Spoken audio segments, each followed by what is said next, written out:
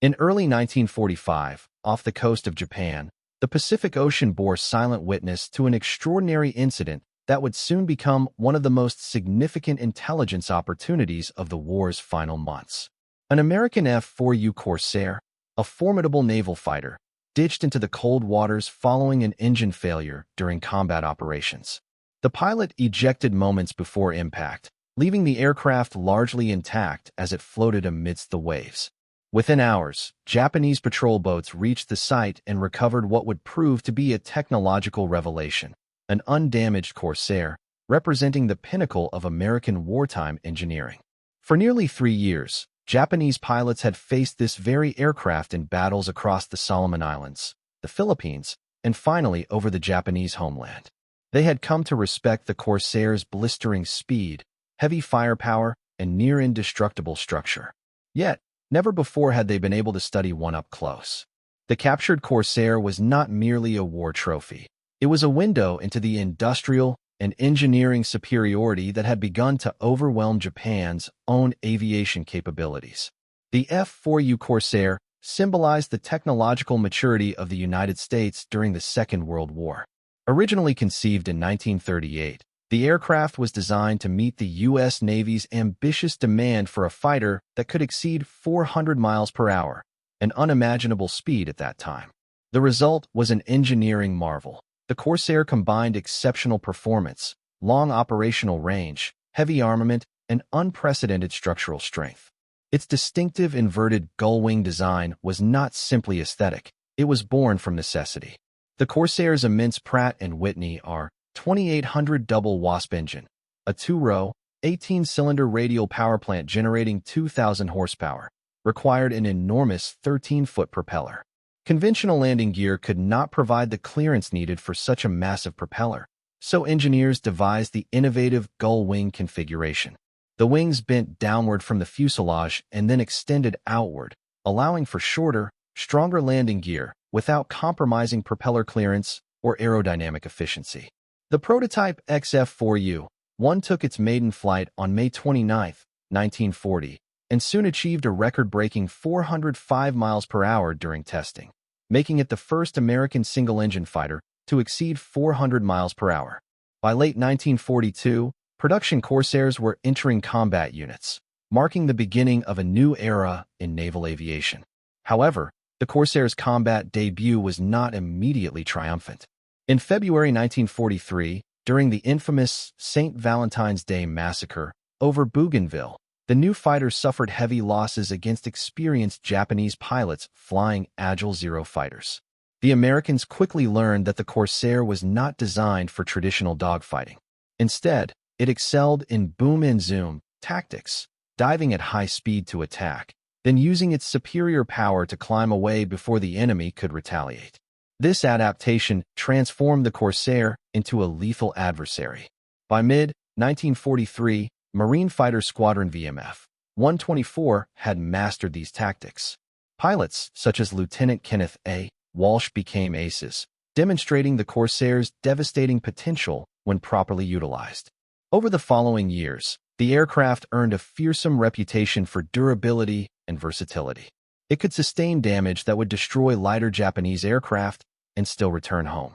Its 6 Browning .50 caliber machine guns, 4 inboard and 2 outboard, delivered overwhelming firepower, while later variants carried 20mm cannons, bombs, and rockets, making it as effective in ground attack as it was in air combat.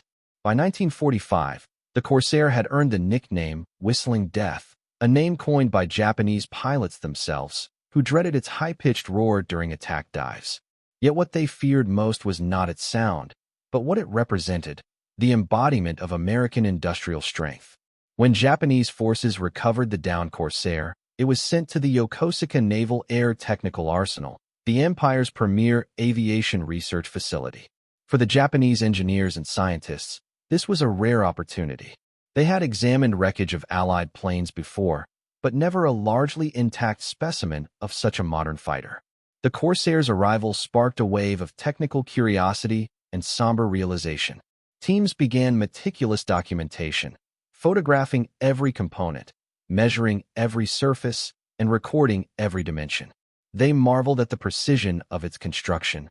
Wings perfectly symmetrical, rivets evenly spaced, and internal structures showing uniformity few Japanese factories could replicate by 1945.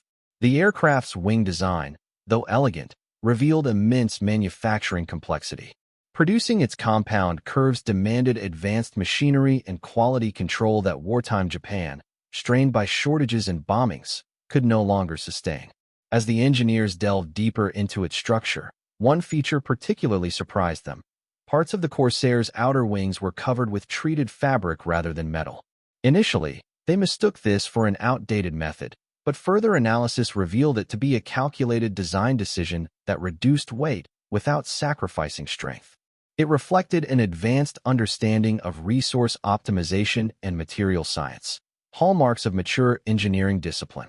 For the Japanese analysts at Yokosuka, every bolt, joint, and surface of the Corsair spoke of a level of industrial organization and technical mastery that far exceeded their own. They were not merely studying a fighter plane. They were confronting the technological embodiment of the nation that was about to decide their fate. The Japanese engineers at Yokosuka Naval Air Technical Arsenal began their study of the captured Corsair with a sense of urgency and awe. Japan was on the brink of defeat, its cities burning under relentless American bombardment, and its industries crippled by shortages of materials and manpower. Yet here, before them, rested a marvel of engineering, an aircraft that represented everything Japan's aviation industry aspired to but had not achieved. What began as an analysis quickly became a humbling revelation of the technological gap that separated the two nations. The initial inspection confirmed that, despite its immersion in seawater, the Corsair's structural integrity remained largely intact. The massive Pratt & Whitney R2800 double wasp engine required complete disassembly and cleaning, but the airframe itself showed no battle damage. For the Japanese, this was an extraordinary find. Previous captured aircraft were usually shattered wrecks from crash sites, useless for accurate measurement or testing. This Corsair, however, provided a pristine example of American craftsmanship. Every dimension was recorded with meticulous care. The wingspan measured 40 feet 11.7 inches, the length 33 feet 4 inches, and the height 16 feet when folded for carrier storage. The inverted gull-wing structure drew immediate attention. The engineers understood its aerodynamic advantages, reduced drag, and improved propeller clearance. Yet they were struck by how complex it was to manufacture. The precision required to create the wing's compound curves demanded tooling and techniques that Japan's war-weary factories could no longer sustain. One discovery that fascinated the researchers was the aircraft's partial use of fabric covering. At first, they regarded this as an outdated method. However, analysis soon revealed the underlying sophistication of the design. The Corsair's engineers had intentionally used fabric over less stressed portions of the wings to reduce weight and conserve scarce aluminum, without compromising strength or performance. The fabric itself was treated with special compounds to resist weathering and provide structural rigidity. It was not a sign of inferiority, it was evidence of intelligent, resource-conscious design. As they dismantled the Corsair's wings and fuselage, the Japanese technicians encountered manufacturing precision beyond anything they had achieved. The main wing spar, the structural backbone of the aircraft, was a massive, high-strength aluminum forging of impeccable quality. American metallurgy had produced alloys of such consistency and strength that Japanese forges could not replicate them. The spar's size and load-bearing capacity alone illustrated the industrial advantage America possessed, the ability to mass-produce large, complex components with perfect uniformity.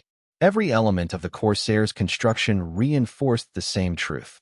The ribs stamped from aluminum sheets were nearly identical, evidence of tight tolerances and superior tooling. Rivet spacing was flawless, seams were smooth, and joints fit with perfect precision.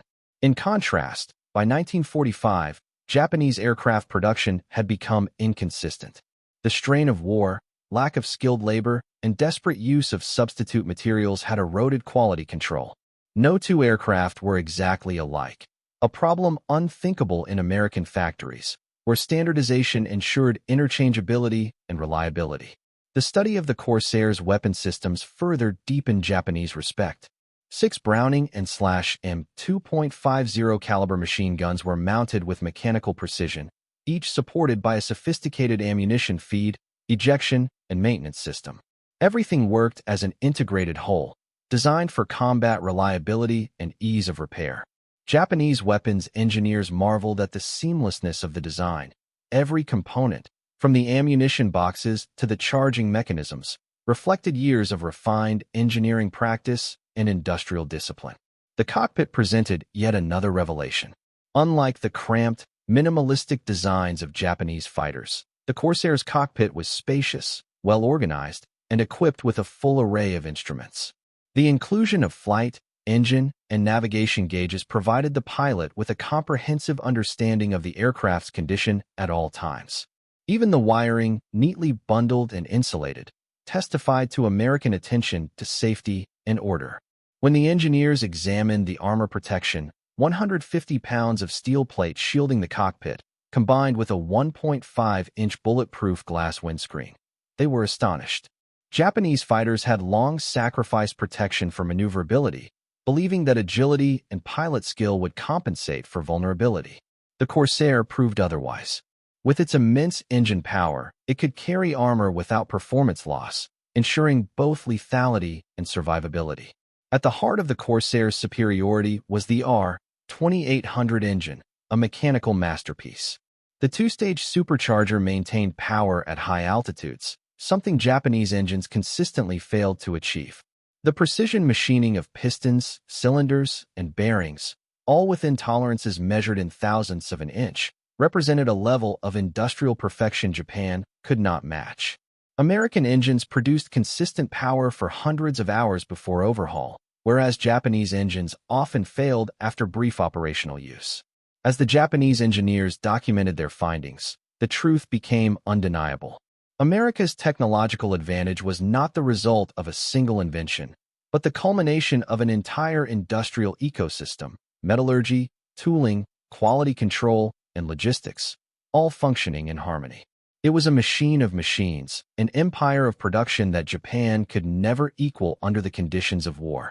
When American occupation forces arrived at Yokosuka in September 1945, they discovered detailed Japanese reports, sketches, and photographs chronicling every aspect of the Corsair's analysis. These documents revealed not just what the Japanese had learned, but how deeply they had come to respect, and even envy, the engineering mastery of their enemy. The Corsair story did not end with the war.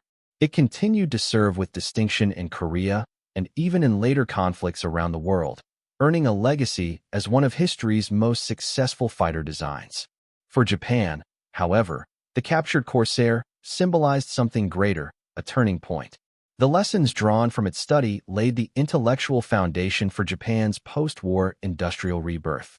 Precision, discipline, and an unrelenting pursuit of quality, values embodied in the Corsair, became the pillars of Japanese manufacturing in the decades that followed. Thus, what began as an act of wartime salvage ended as an education in industrial truth. The Corsair had not merely fought Japan in the skies, it had taught Japan on the ground, a lesson in what true engineering excellence could achieve.